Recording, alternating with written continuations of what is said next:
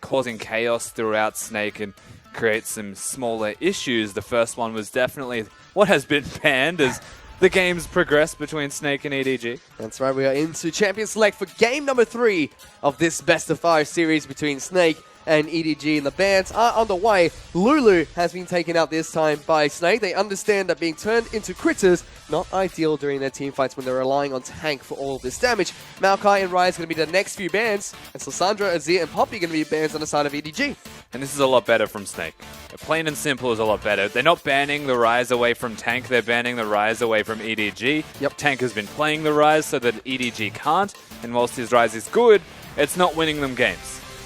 Echo is going to be the first pick coming in from Snake here. We see this a lot on the blue side of the map. They like to pick up this tanky top laner. Sometimes throw it into mid lane if you want to, see if he builds some magic, builds some ability power, or builds the standard tank route. We'll have to see if it's Blunder or Tank that picks it up. In this game, it's Alistar and Nidalee. The response coming from EDG. Neither Kindred nor Nidalee were banned in this game.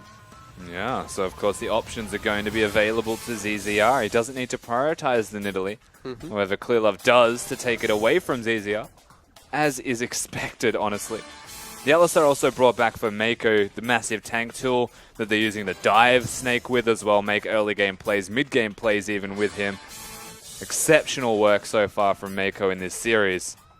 I just really want to see if he packs Thunderlords once again on the Alistar, because that was a sight to behold in game number 1.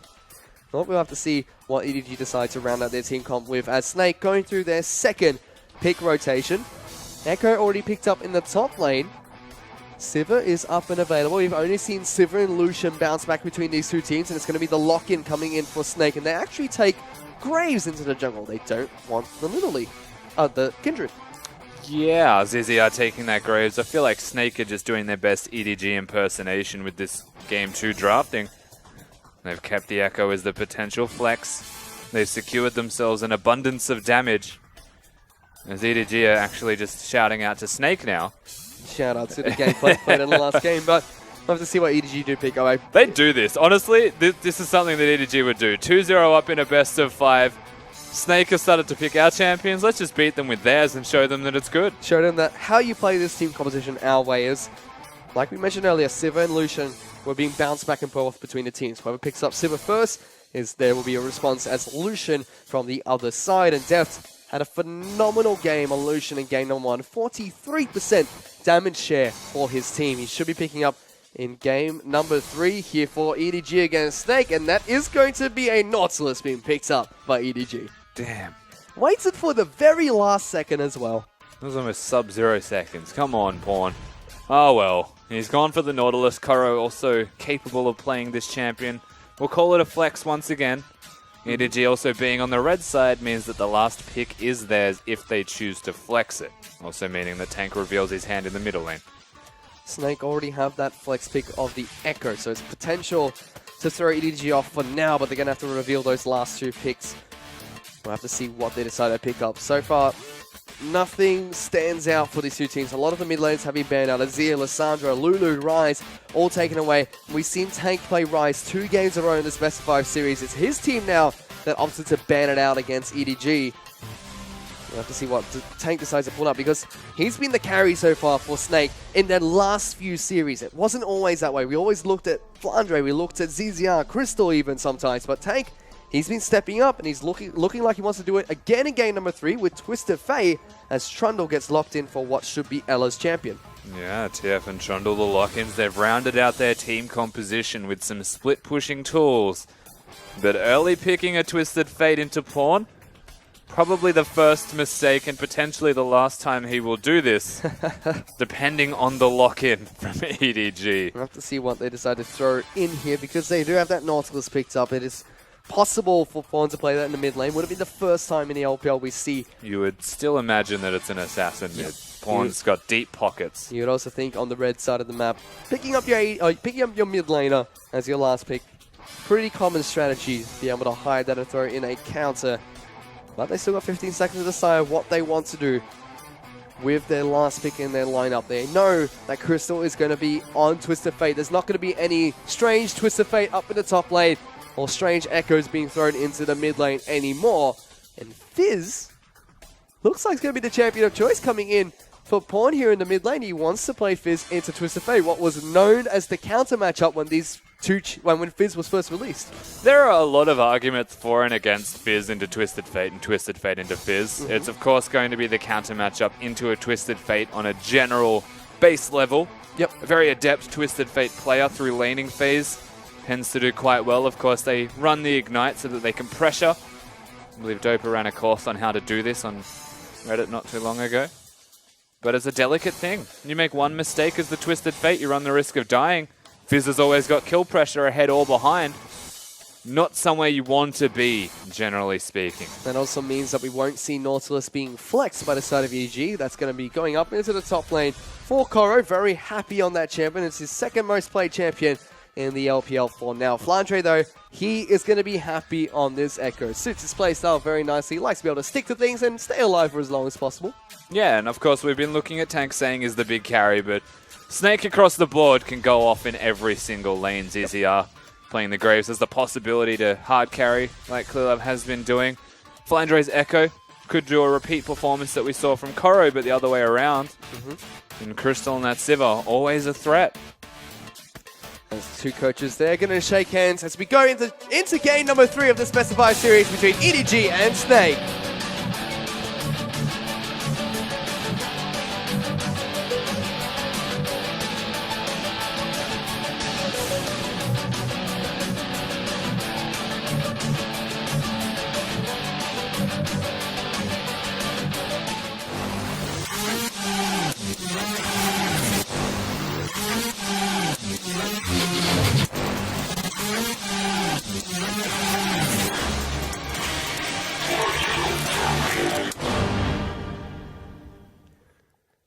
And we are on to Summoner's Rift for game number 3 in this best of 5 series between EDG and Snake. Currently, EDG are up 2-0 after 2 dominant performances on Summoner's Rift against Snake so far. Both games opting to throw in a variation of a lane swap. We'll have to see if they do that once again here in game number 3 as we take a look at the Keystone Masteries.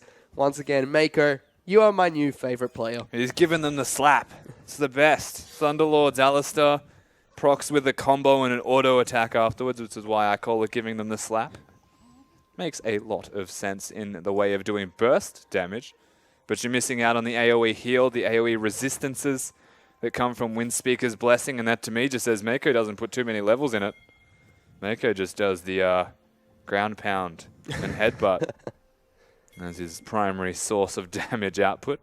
Well, Snake, 3 games in a row, looked like they want to go for standard lane, something that Snake have been doing frequently moving towards playoffs, and now in playoffs they're continuing the trend of sticking to standard lanes. Not quite the playstyle we saw from them very early into the season.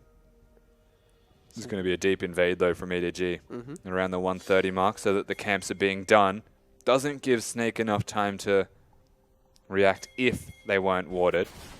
And it is EDG opting to go for a lane swap 3 games in a row. A different variation in game number 2, but it still was a lane swap nonetheless, as these small sentinels are going to be taken away by Defter, giving him a little bit of extra experience. ZZR and Flandre going to be farming out the jungle hand in hand. Zella just trying to be a little bit of a nuisance inside of Clearlove's jungle. This is interesting, the way that EDG have set this one up. Koro opting into being in that bottom lane after the Gromp and pushing it out as fast as he can. Of course, he's going to take a lot of damage, but it slows down the push here of Snake. Koro's able to walk around and you would imagine help with the jungle clear, but he's not. He's probably actually just going to have to teleport to the top lane. After he heads back to base Unless 2. he teleports bottom to hold. It's very different. Possible. We'll have to see how EDG Weird. decide to do it. The last time we saw this matchup of Nidalee against Graves, it was ZZR on the Nidalee and Clearlove on the Graves. And Clearlove, when he played the champion, was able to keep up against this Yeah, the power swapping. farmer. Well, swap cover does come in. Yeah, it's different. Again, like Koro not teleporting to that top lane to me was the first curious thing about this, because he wants to walk up there and have a standard lane. But EDG constantly showing adaptation. They're the ones to put the lane swap into effect. They're also the ones to first recall with a longsword advantage in this bottom lane 2v2. And the way I see it is they get early level 2. Makes life a lot better for them, as these two are just going to slap each other. Pawn takes quite a bit of damage after the Thunderlord's proc does come out from tank. As Ella, he's going to find Mako inside of He's the only brush level here. 1. He'll have to flash. We'll have to flash eventually as EZR going to jump aggressively forward. Exhaust. Pops the exhaust down, but does get slowed down by the bite coming in from the Trundle. Still chasing a little bit of aggressively, but Mako is able to get out of there alive. Yeah, choosing the exhaust over the flash. Not a bad decision. Alistar wants to be able to make proactive plays. Whoa, that was really nice from Tank. Yeah, Pawn's having a bad time. It's also expected, primarily from the Fizz into the Twisted Fate matchup, that this early, the Fizz will struggle. It's that level 6 kill threat that you get, but if he can afford his Dark Seal and teleport back to lane, he'd be happy. That's exactly what he does. Picks up the Dark Seal, teleports the lane with a little bit missing health, but should be able to regenerate that while Tank is gone. He opted to pick up the Ignite instead of the teleport once again coming into this game. Like you mentioned, gives him a little bit more kill pressure against this Fizz. We'll have to see how Pawn deals with that one as we are back to standard lane. So EDG, 3 variations in 3 games. They started off with a very standard lane swap game number 1, a delayed lane swap in game number 2, and now they swapped, but they go back to standard lanes immediately. They're just opting into standard lanes whenever they want. That's the weird thing about this, is they start in a lane swap, they say, you know what, let's just go back to standard now that we have a slight advantage, or we have level 2 perhaps on Mako, something small like that. And they pick their battles, and Snake are just letting it happen. So far though, Snake been able to do a good job of staying even against EDG. The question is how they're going to pull ahead, because that is where EDG have excelled in this best of 5 series so far. They know exactly when and where they can pull ahead against Snake. Unlucky. The ward is going to expire, doesn't spot out. Clear Love, Flandre. Oh no, it spotted him. They just don't know if he's still there. Hook doesn't land coming in from Coro. That might have given him the opportunity to jump in despite the fact that it was known he was in the bottom lane. As Ella's going to bite Def just for a little bit of slow and a little bit of extra damage. Crystal and Ella are going to try and shove out this wave as much as possible, force the PvE coming in from Sivir. Yeah, they're trying to get control back of that lane.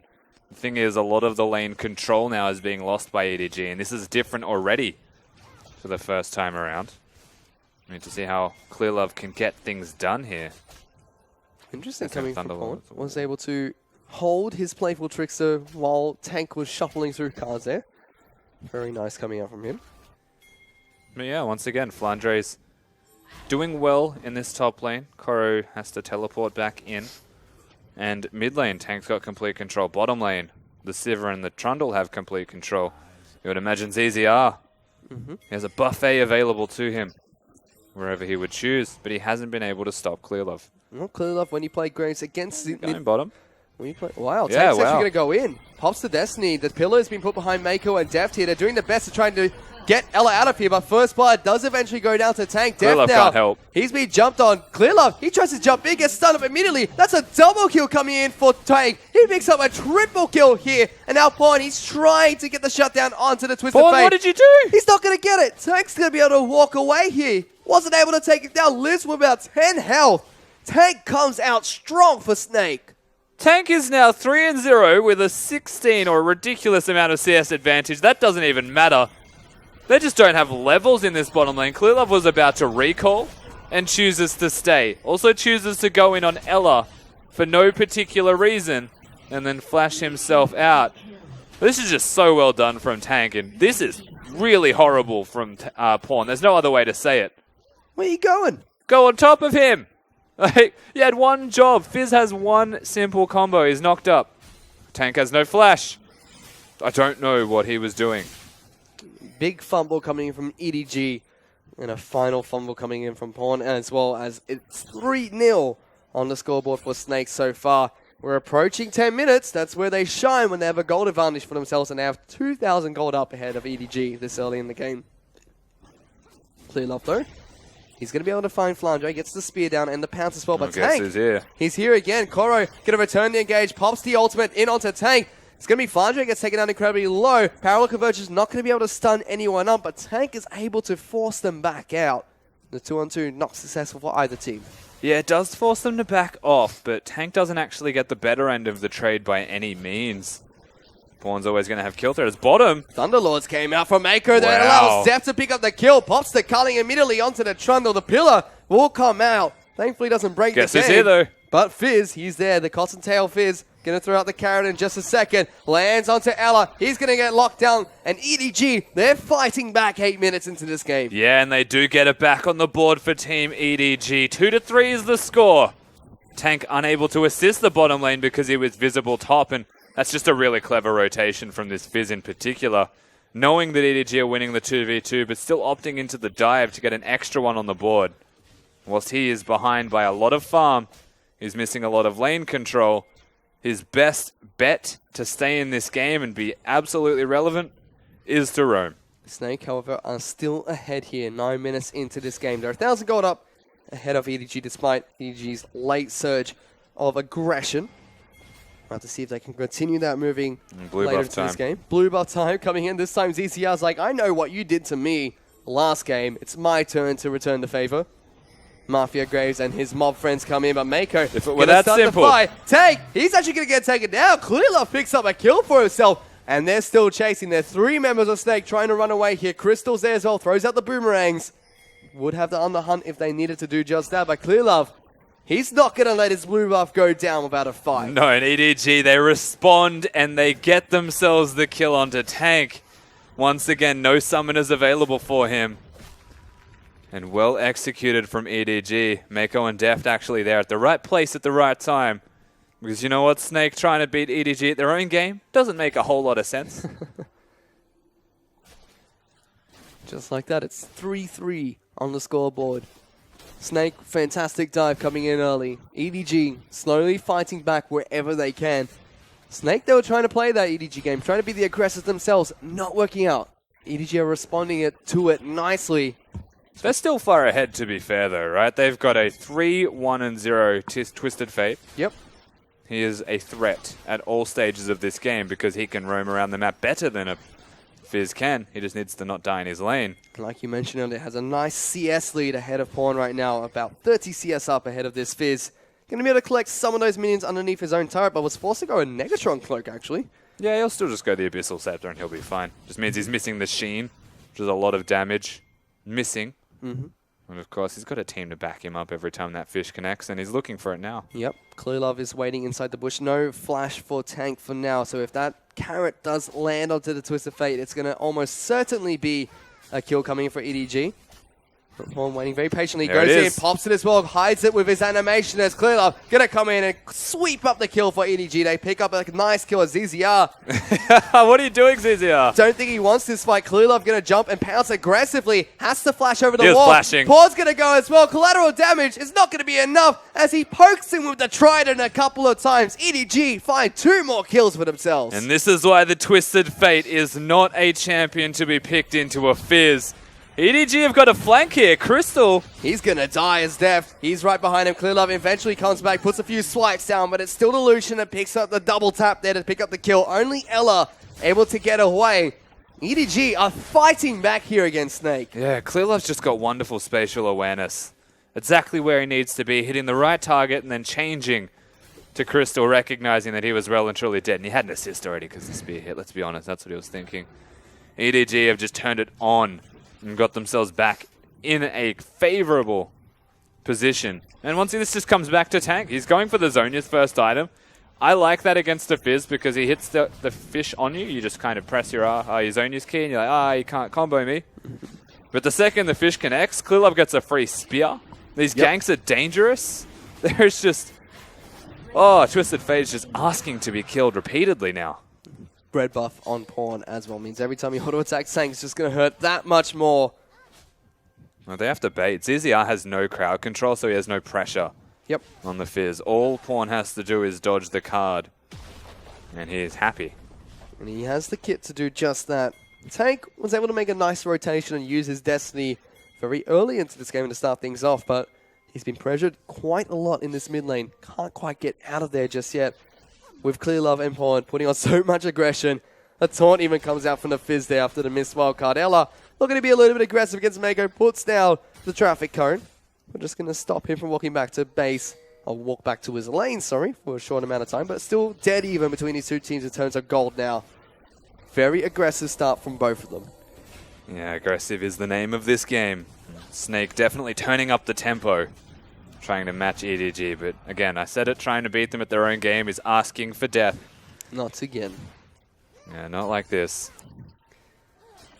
He is defensive though, Tank. He's farming with his wild cards. He's respecting Pawn's damage, and that's all fine and good. I don't think they'll hesitate in diving him. They have a flashback up and available at Crystal now. He's going to get jumped on. The traffic cone cancels the culling, but the double tap from Def is enough to take down Crystal in a one-on-one, actually, as Tank. Tank's down there, though. Pops his destiny, but teleports are coming Wrong out. side of the wall, buddy. Center. Elna's going to get taken out. Tank. He's going to be met by Pawn there. Going to get knocked up by the Fizz, exhausted as well. Mako's going to take the turret with his ultimate. Def will eventually go down to the collateral damage as Flandre. He's down here as well. Pops his ultimate, gets a little bit of help back. Mako, he's back in there. Spear will only hit a minion though, so no powers coming from Flandre. A good heal to keep his top laner alive, keep his support alive. Don't they? And they're looking for it. Snake, they're cornered underneath this turret. EDG are relatively low though. Oh no, Mako's dead. Mako gets the headbutt, knocks him away, still running for his life with just about 50 HP. EDG's, Flandre. they trade 1-for-1 still. He misplayed. So close, Flandre, so close. Snake, they do get something, and it was deft.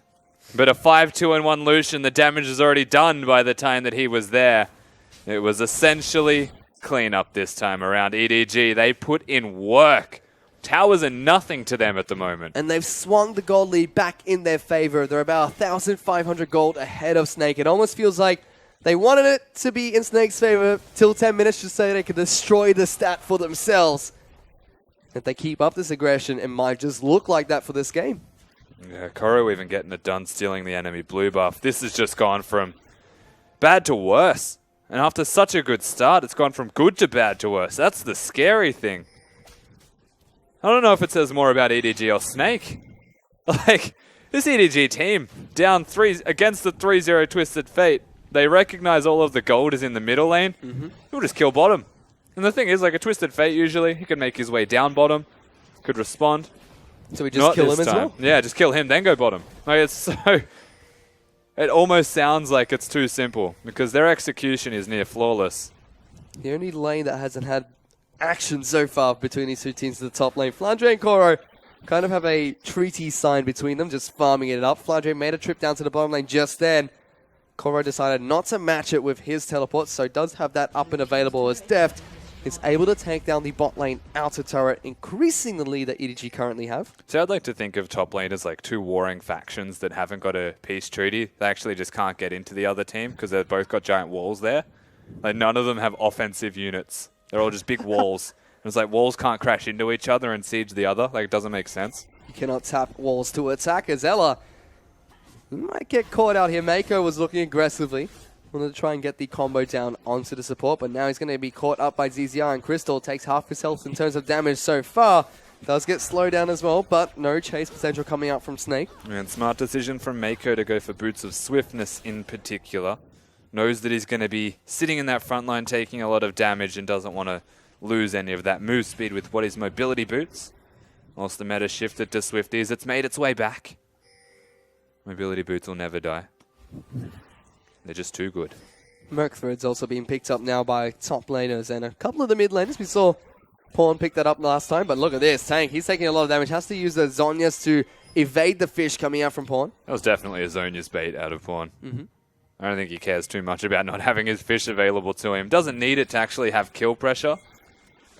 As the walls slap each other. Somehow forced to move. Well, it's like a siege thing, you know, those siege towers? Yep. Where they're like as tall as the wall. And everyone climbs up the tower.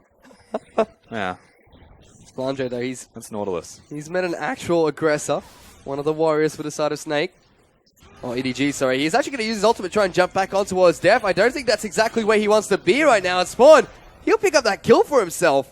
And it was a free pick coming in from EDG. Yeah, nowhere to go for Flandre. That's the sad reality of that situation. But Deft is just a mechanical god. He makes it look like Lucian is an ice skater. Snake know this is coming. They saw the ward was put onto Koro there. The ultimate is going to be spell shielded by Crystal. Koro gets melted. Goes a little bit too aggressive. That would look like it was beta coming out from Snake. As Mako going to pop his ultimate. Does get locked down for a short amount of time. Gonna take so many turret shots, gets the pulverize there, and a heal coming from Def. Not gonna be enough as ZZR flashes forward, gets the last bit of damage down. Yeah, there's deep and then there's that. They were basically scuba diving in the enemy side of the base there, EDG. It's overconfidence. Comes back to bite them, I would say, except that Pawn is here. He's going onto ZZR, gonna put a lot of damage down, but the heal does come out from Crystal to keep him alive. The turret will eventually fall for Snake. They even up that turret advantage, but still, gold advantage in EDG's favor, despite the blunders coming out from their team. And it was cute from Pawn to try and deter them away from the turret, but too little too late on that. The damage was already done, and it was a simple execute on damage dealt. Of course, they will trade, though, and find themselves in an advantageous position from that, believe it or not. And then some, because they'll get the dragon with it. Yep. Turret also going to go down in that mid lane. Clearlove is doing his best to work on Dragon number 2 for EDG, an objective they have controlled nicely throughout this best of 5 series, and they continue to do just that in game number 3. And still, EDG, they're 2,000 gold ahead of Snake, and then looking to play the same game they've played this entire series. Slowly take everything away from Snake wherever possible, but this time, a little bit more aggression coming out from Snake to try and match that. Absolutely, and the saving grace of Snake is that they've showed some adaptation in their play style at the very least. EDG have been constantly pressuring, constantly pushing them out, and it's simple. You just fight them properly. Set yourself up better to fight them, and Snake are much better equipped, I suppose, to do so. They've taken the Echo, they've drafted themselves into a better position, but still the threat, that Fizz, always going to be able to instantly kill a Twisted Fate. So he's getting the heck out of there. Yep, moving down to the bottom lane, avoiding wherever Fizz could possibly be. He's still about 30 CS behind the Twisted Fate for now, but... That means he's closed the gap by 10. Yep.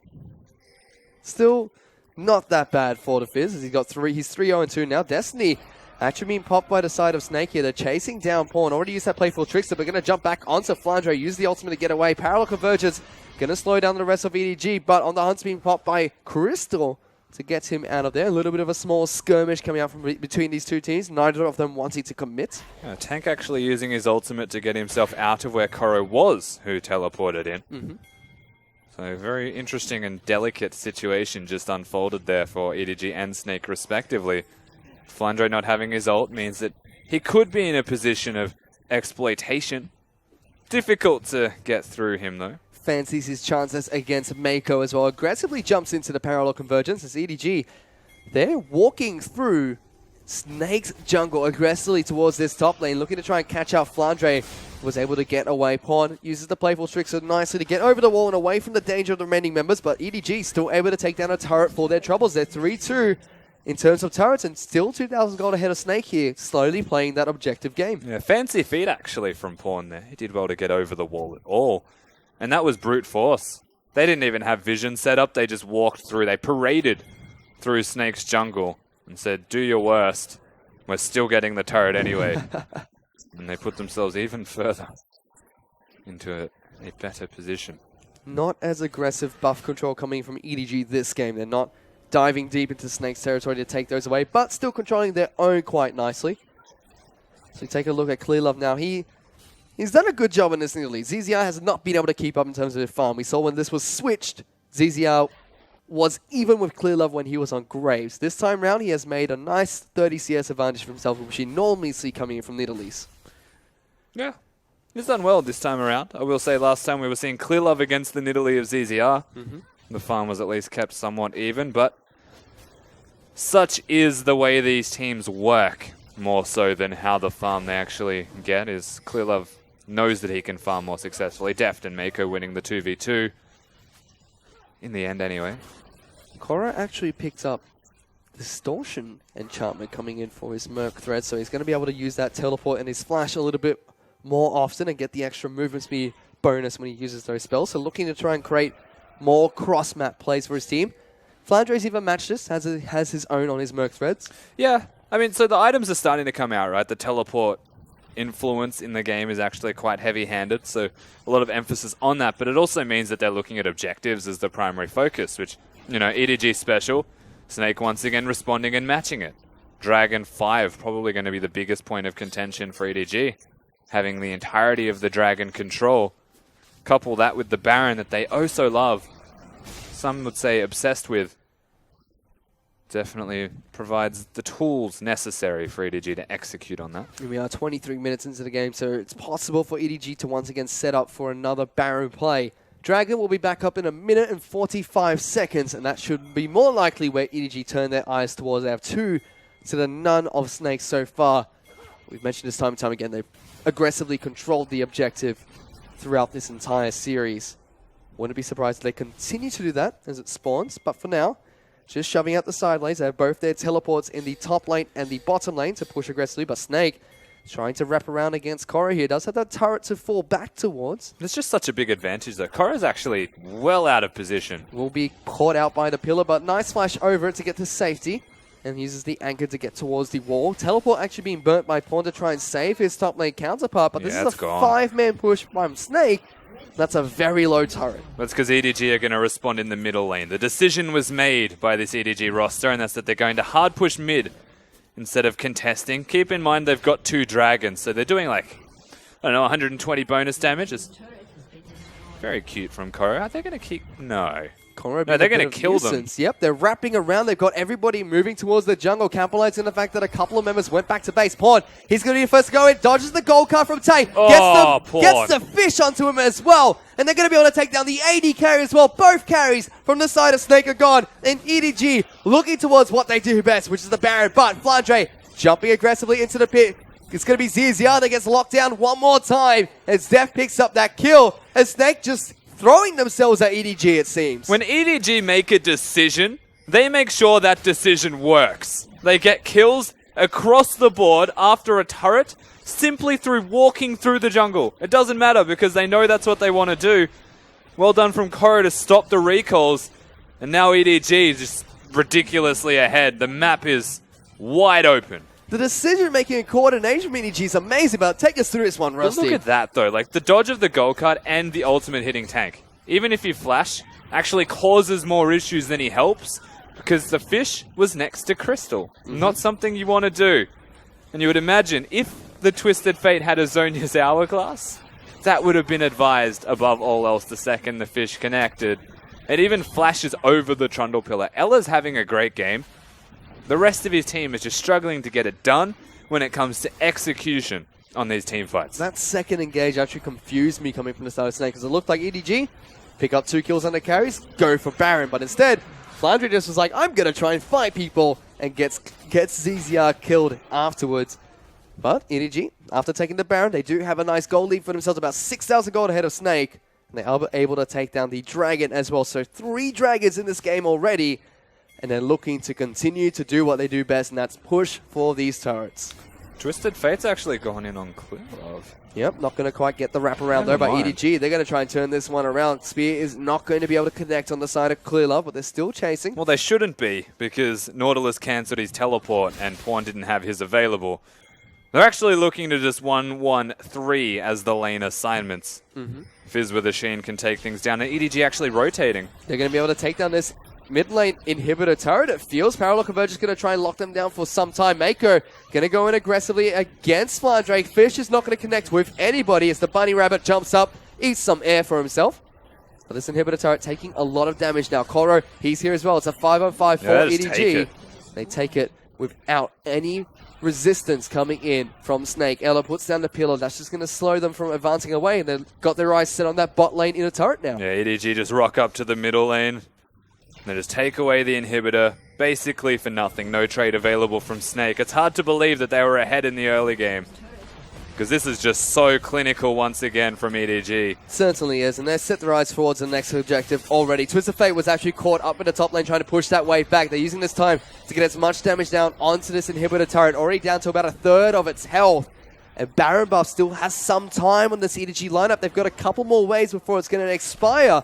And they should be able to take down this inhibitor turret as well. Snake, they've got to try and put up a fight here, it feels. Yeah, and Pawn's got his ultimate available again. He could use it on tank just to zone, which he actually does. Ultimate's going to be popped by Crystal on the Hunt's going in. Snake want to try and fight for this one. The turret's not taking any more damage here. It's Mako pops his ultimate to try and stay alive. They are going, but they have low health on their jungler and their top laner. EDG trying to back away here, as here comes Flyndo, jumping in aggressively towards Def. Use the ultimate to get back out of there. But it's just a war of attrition here. Both of them trying to poke each other out, move them away from the mid base. lane, though. But look at these minions. They're working on this Nexus turret. Yeah, they're actually putting in a lot of work. Snake will get the attention drawn to the middle lane. Unrealistic to say that they can defend bottom because of how much they put mid. And they break it. Teleport's going to come back in for Pawn. He's full health now. They've broken that bottom lane inhibitor turret. They're looking to take down the inhibitor as well. That's the second one of this game. EDG do some work to the structures of Snake with the Baron buff, giving them a massive lead as well. This game is wide open for EDG to take. Destiny's coming out looking for any kind of response. They will lock down Koro, who knocks up Crystal. He should be going down though. He just stands still. He knows he is dead. And will go down as the rest of EDG just retreat. Koro does, of course, die. It took an awful long time to take him down, and he would have a rather large kitty of money. Just kind of chilling. This is sneaky. Not going to get it. No. The sweeping lens is one hell of an item. Or whatever it's called. You know, trinket thingy, to say the least. Snake, they hold the fort, but they lose 2 inhibitors for it. EDG, once again, this is just so commanding. Even from being behind, the confidence with which they are playing the map right now is abundantly clear. And Snake showed that sign of early aggression. They showed the sign of Snake that played against Invictus Gaming two days ago. So that's a Mercurials out of Deft. That puts him so far ahead. That's a Last Whisper. Okay, that still puts him stupidly far. Like, that's the only way I can describe this. Stupidly far ahead. His utility items and the completed Infinity Edge are the advantage that he has right now in gold. That's like in excess of 3k probably in the lead. Yep, he's going to be able to shred through the front line of Snake quite easily now. And also keep himself alive using that Quicksilver Sash. Looking at the rest of the items, both of the supports have that Locket of Iron Solari to keep their teammates alive. Lichbane being completed for Tank, trying to find as much damage as possible. The Infinity Edge is not there yet for Crystal, so he doesn't have that third item power spike that we see a lot of Sivers use effectively. And Baron is going to be back up in a minute 45. You'd have to think that EDG are looking to try and fight around that objective. And Snake without these items, not going to look good for them. No, not at all. The Dragon, the Baron, everything that EDG could want and more is available to them. Summoner's Rift is their oyster. And so as this turret top lane, inner turret's going to go down in favor of EDG. They've got 8 turrets to 3 for now, with 9,000 gold lead ahead of Snake. They're looking to try and push for the bottom lane inhibitor, the final inhibitor left standing for Snake. In fact, they've got to send both Tank and Flandre to try and deal with the side waves that are pushing in towards the base of Snake. Yeah, they're going to have to draw 2 people over there, which means brute force is an option for EDG. Of course, not having that Baron means brute forcing is a bit harder. You also can't make those minions walk with a bit more pep in their step at all. Void Stomp. Zoning them off. Void Stomp was completed by Cleardoff, so gonna be able to do some work to the front line of Snake as well. Lots of damage coming out from this EDG lineup, but they're taking this one very nice and slow, knowing that they have 2 inhibitors, knowing they can just wait for the Baron to come up as well. They don't need to, exactly, right? Like, they can just go to the Dragon, work from the Dragon to the Baron, and then just try and clinically execute this game out through the top lane. The saving grace for Snake, however, is going to be that middle lane inhibitor you could see almost up and available to them. Good luck defending it, however. Baron is where Snake must fight. This really feels like EDG taking risks when they have to and playing safe when they can. Taking this Dragon first, like you mentioned, they probably move on towards the Baron afterwards. Use their time to go back to base and pick up the items that they've been farming up with this nice gold lead for themselves. Koro and Cleardoff will be able to take this one down. It did give Snake some time to put some wards in towards that Baron buff earlier, so EDG will still have to clear that one out or try and bait a fight over that area. But again, I think Snake have to fight that Baron because EDG are going to look at it. The question is how slow do EDG play the Baron dance? Because it is kind of just a dance battle that breaks in the Baron pit. They've got Flandre who can still teleport, so that's not a big deal in terms of lane assignments with the middle lane inhibitor available again. They've got Pawn sitting in base with the home guard teleport advantage. That means they're just going. He's got the distortion boots as well. He's going to be spotted out by the Destiny. Teleports are in. Teleporter is in onto the back lines here. Teleporter is going to come in for the son of Snake. Let's see where Pawn decides to go. Destiny's going to come in, not going to be able to find anyone. They melt ZZR like a hot knife through butter as they chase through the remaining 4 members of Snake. They caught out the Graves, and they're going to move immediately back towards that Baron Pit. Yeah, back to the Baron Pit. The battle starts once again. Koro's never going to lose health from this. Clearlov's got sustained with the Nidalee's heal. This is rinse and repeat until Snake cannot take it anymore. They're in again. They're going to try and contest that. Clearlove gets the snipe with his spear onto Ella in the backline. Splandre tries to stay alive. Not enough. They are able to take down the Fizz, but the rest of Snake have been obliterated by the EDG lineup. Teleports being used. This is game over, and EDG with this will advance into the semi-finals. They don't need the Baron. No Baron, no problem, but the inhibitor is going to troll them for a little bit. As they're going to, see the serious side of EDG before the game does inevitably end. And that was the most clinical 3-0 finish in a quarterfinal I think that we have seen in a while. That sums it up fantastically. EDG played a clinical game of League of Legends in this best of 5 series, picking up 3-0 against Snake, and they finish it in style as well. Congratulations to them. They will move into the semi-finals to fight up against Chaogu Reapers. And they showed Snake Esports today why they are the second place seed in the group. And they probably want to show Chaogu why they don't deserve that first place seed. And EDG want to really shake things up. They've been looking dominant in the LPL. Yeah, and if you were QG, you'd be shaking as well. You have to go up against a team like this. We just watched Snake dismantle their opponents very handily. Yep. And now we've just watched EDG dismantle Snake, who did that in the last set. Scary, scary stuff. It certainly is. And Team W, they're able to pick up their victory against Vici today. So they go into the semifinals against Royal. EDG able to pick up their victory today, going into the semifinals against Chaogu. But let's talk about that game really quickly, because EDG, they played fantastic against Snake. We saw no evidence of the Snake that had a fantastic game against IG there. A little bit creeped into game 3 and game number 1, but EDG just played the same style of League of Legends over and over again, and it worked. I mean, game 2 was the best example of EDG playing their star, right? Game 1 was close, but it was still just a very clinical closeout. Game 3, to me, was the most impressive thing that I've seen from EDG at the moment, because they were down 0-3. They had a 3-0 Twisted Fate to contend with that could impact the entire map. It was a champion they banned away in the first game as well from Tank. And they just said, you know what, we'll just kill you. We'll just kill everybody on the map. That's our new strategy. They just work around map movements, deep vision placement, just efficient play from EDG across the board. I think what I can take from this, honestly, is if they make a decision, that decision is law to EDG. So if they decide, you know what, Snake, you're out of position, time to kill you. Snake have to die. It's just the decision that EDG have made. And that was 3 games in a row as well, where we saw that it was Snake that got lane swapped against by EDG. 3 games in a row, EDG threw a variation of a lane swap against Snake, who we know as the lane swap team in the LPL. And 3 games in a row, and barring the 3rd game, maybe, it worked out well for EDG. They're able to find advantages from it. Yeah, and it still worked out well for EDG. It was the one hiccup of the Twisted Fate Ultimate, right? For the most part, it was a 2v2 bottom lane that they were looking for after they got the levels they were looking for as we go through the days results. Yep, we're going to take a look at the first game of today. It was Vici that picked up the Game 1 win, but Team WE fought back nicely, able to pick up the Best of 5 series 3-1. But this was a completely different story. EDG were dominant on Summoner's Rift against Snake Esports. We're able to pick up that victory 3-0. So we have all our semi-finalists are now set for the LPL. Yeah, and I mean, there's only one way to describe this as clinicals. I'm guessing this is tomorrow. Yep, tomorrow we're going to have HYG taking on Young Miracles and EPA taking on MFG. In the promotion matches, the winner of those 2 games will move into the LPL next split. As we take a look at where we have come and what we have up for the rest of the week. Now, the semi-finals and also the finals coming in later on this week. So lots of LPL in this playoff and promotion stage of the tournament.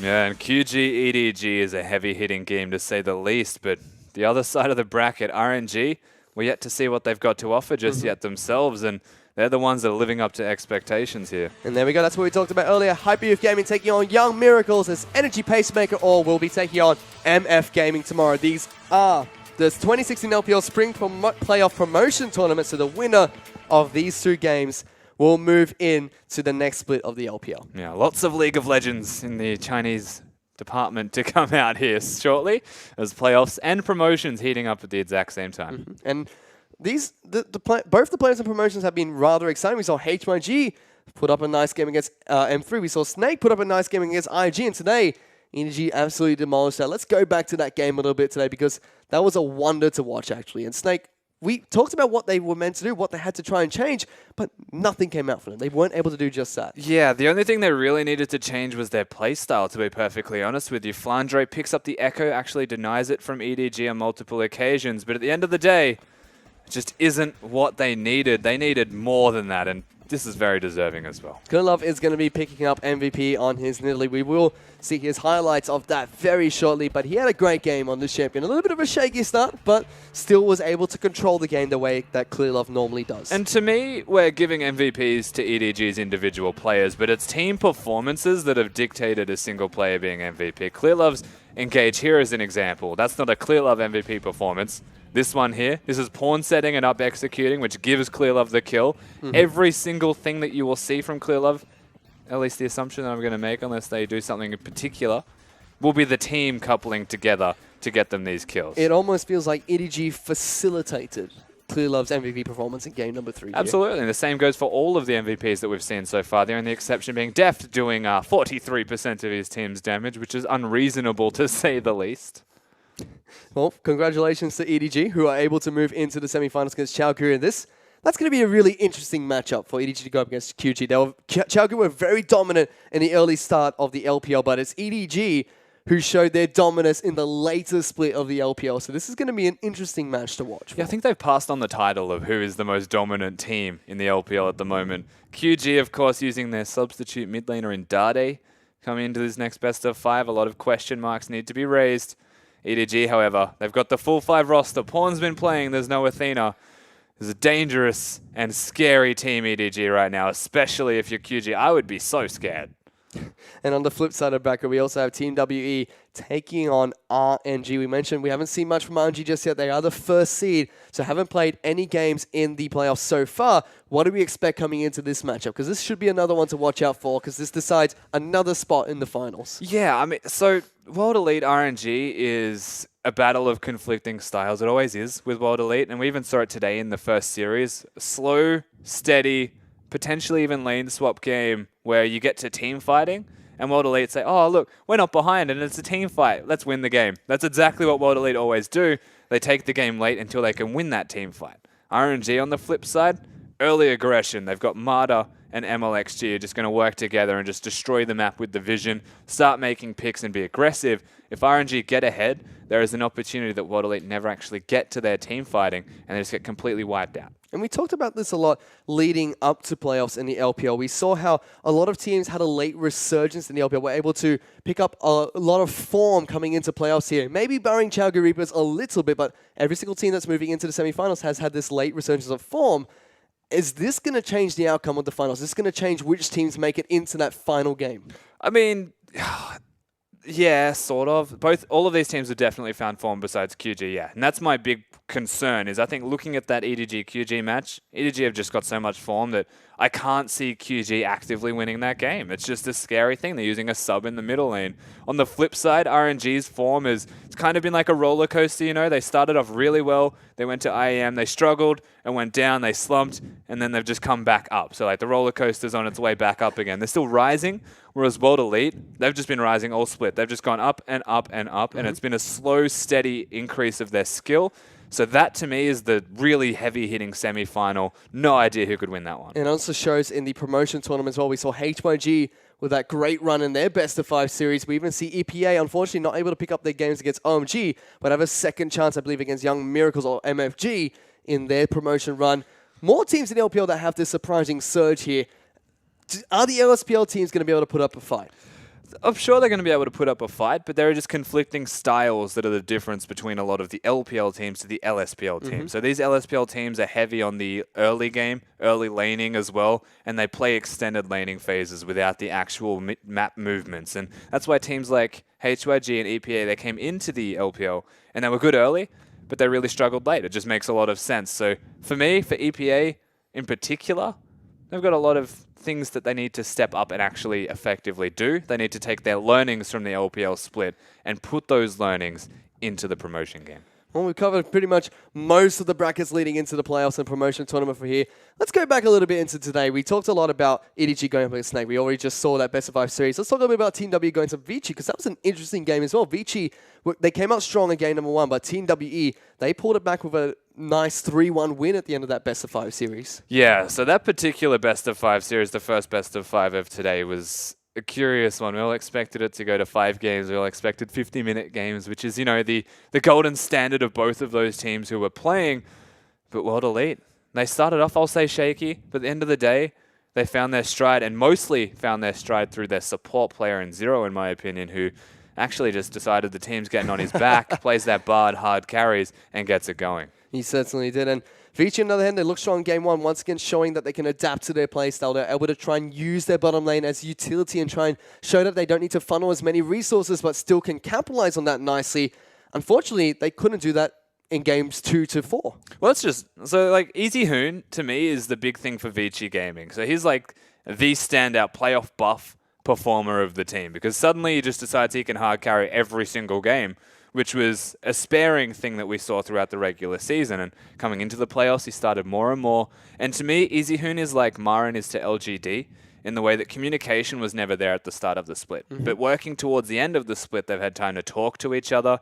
They're starting to learn each other's languages. I'm not surprised if they all start learning English opposed to learning perhaps Chinese, something that LGD are working towards themselves. And at the end of the day, we hit the end of the split, and these players that are star players that everyone expected to perform well, they weren't, but they are now because they can communicate to their team. And that seems like a focus of a lot of the teams here. A lot of the mid laners have really been stepping up as well in the playoff run here. We saw Tank, he was meant to be the miracle coming in for Snake Esports. Unfortunately, wasn't enough for his team to move in. Easy Hoon as well was one of the players that was stepping up for Vici. Wasn't enough for them to advance as well. Are the mid laners really stepping up in the LPL coming into this last sprint, you could say, in playoffs? It's just that, like, yeah, they're all stepping up. They're all performing very well, and mid lane is always going to be an important feature. But to me, I mean, it's just there's legacy, experienced mid laners in the way of Pawn as an example, who's now entirely stepped up to the plate. And when it comes to the crunch, the experienced guys always do what's worthy of them.